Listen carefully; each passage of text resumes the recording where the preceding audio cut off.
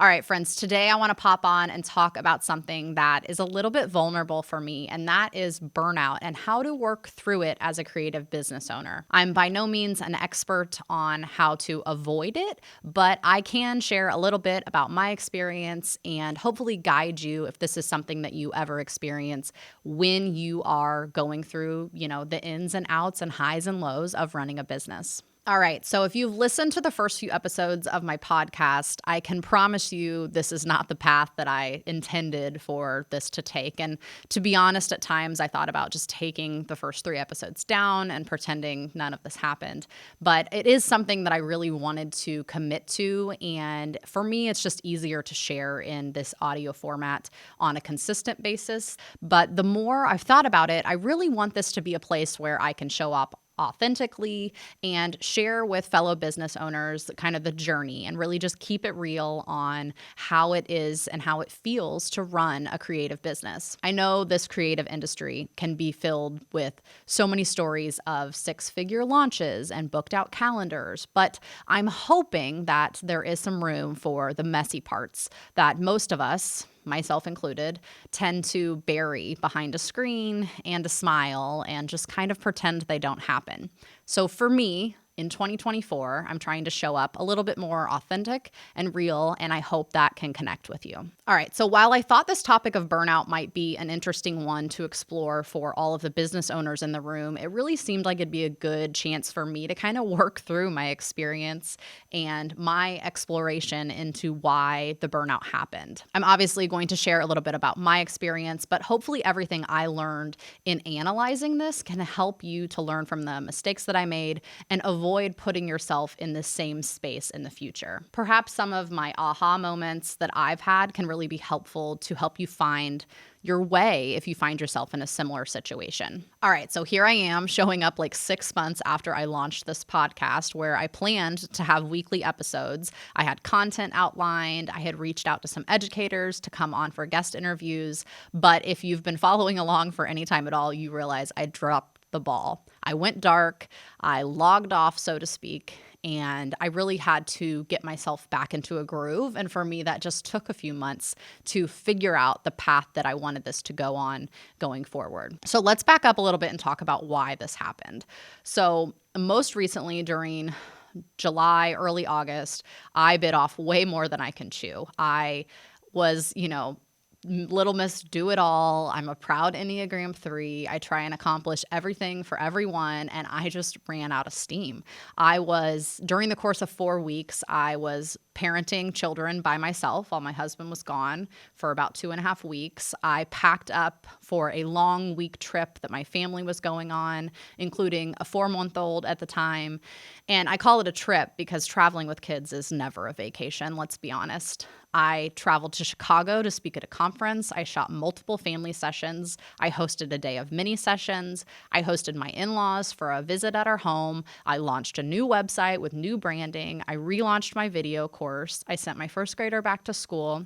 And to top it all off, our baby went through maybe her biggest sleep regression that she's had thus far. Now, I wasn't doing all of this personal stuff completely alone, of course. I have a great partner, and my mom is also a huge help. But the majority of the items that I just listed, a lot of them required a ton of my attention and my time, and most of them were like self-imposed things. Launching my course, I could have put that off. Deciding to put my podcast and my website together when I was launching them, I probably could have separated those out a little bit, but I scheduled it. I'm to blame, and that's some things that maybe I wouldn't have done in hindsight. The other side of what I didn't consider is around that very same time, I had some setbacks. I had some opportunities that didn't pan out. I had some people that told me no when I was expecting to hear a yes, and we went a different direction or not right now. And that's something that we all are going to experience as a business owner.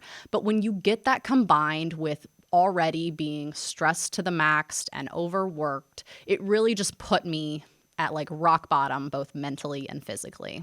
After this, I got really sick, probably the sickest I've been in ages, and it just snowballed into a month of basically nothing. I didn't want to do anything. I didn't want to produce any content. I had very little business focus. I had a few sessions here and there, but other than pouring myself into those clients, that was it. So all this to say that it started out with poor planning. I tend to cram way too much into the short periods of time that I have childcare or that my husband is off, whether it's on the weekends or in the evenings. And I really realized that I need to change some of the ways that I'm working and making sure I'm setting up healthy routines and good habits in order to avoid this overworked, burnt out, rock bottom setting that I set myself up for.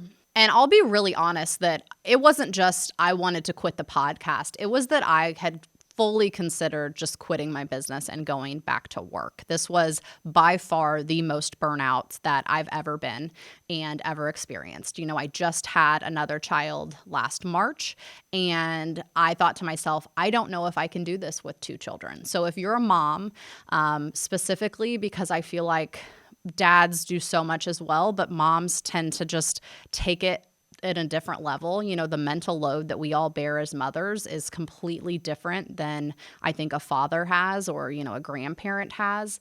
And I just want to, not offer some expertise, but just offer you the ability to know that you deserve grace and you deserve time, and you're going to have to give that to yourself. It's not something that you need to earn.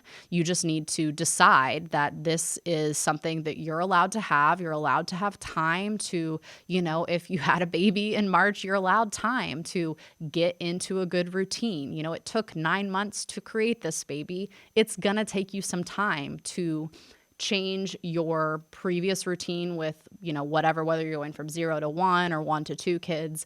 Things are going to change. Things are going to look different. And I had to give myself the permission to realize that's okay. It's going to take time. There's no timeline that anyone else is putting on myself. It's all on me. So what have I changed in the past few months? I have taken more time for myself. I have realized that I cannot do it all.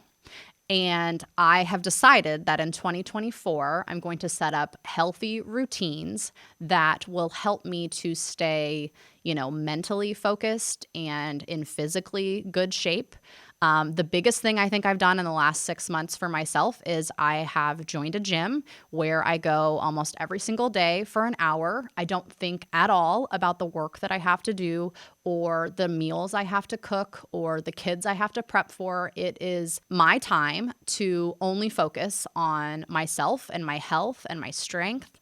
And I think it has been the biggest game changer for me. I don't necessarily think that everyone needs to go out and join a gym, but you do need to find something you can do for yourself that is not related to your business and isn't a hobby that you plan to turn into a business, because that is what I do. I take up painting and I'm like, ooh, I could sell these paintings on Etsy. That's not healthy. You need to focus on something that is not always working or pouring yourself into other people. And maybe this is something you've already heard. Maybe this is not new information to you, but for me, it was something that took me going through the process of go, 100 miles an hour all the time. I can do it all. I'm rocking it, to sick, rock bottom, mentally drained, ready to quit, in order for me to think, okay, something's got to give. Something's got to change. I can't do it all. What can I do to make myself better and more focused on the things that matter and giving everything else away? So the first thing was that I started going to the gym and taking care of myself a little bit more, worrying about what I was eating. And granted, don't get me wrong, I still eat like pizza and donuts every once in a while. But for the most part, I'm really trying to think about how what I put into my body and the time I spend working on my body impacts my mental, physical well-being and the success of not only myself personally, but my business, my kids, the energy that I have. The next thing I'm trying to do this year is to establish really solid routines. So on 2 days of the week, I have childcare, I have the ability to create content and the ability to work on client work, to take calls. And those are my days to work. The other days, I spend a little bit of time in the morning doing some emails, doing some social media. A lot of the rest of the day is dedicated to my family. I stay home with my youngest daughter. My older one, She goes to school, but she has routines as well. I have things I need to do for our home, whether that's, groceries or cleaning. And then there's things that I'm going to start outsourcing a lot more of. Even just ordering my groceries online for pickup has been a huge game changer. Again, getting into routines of like prepping meals and planning for the week ahead. This is something that I need in order to make myself successful. So I know that was a lot of rambling. It felt like I was kind of dumping everything on you, but I just want you to know that if you're somebody out there who is similar to me, maybe you're an achiever, an Enneagram 3, you want to accomplish so much in your life and so much in your business, you can't do it all at once. As much as you feel like the harder you work, the more great things will come to you. Sometimes the answer is going to be no.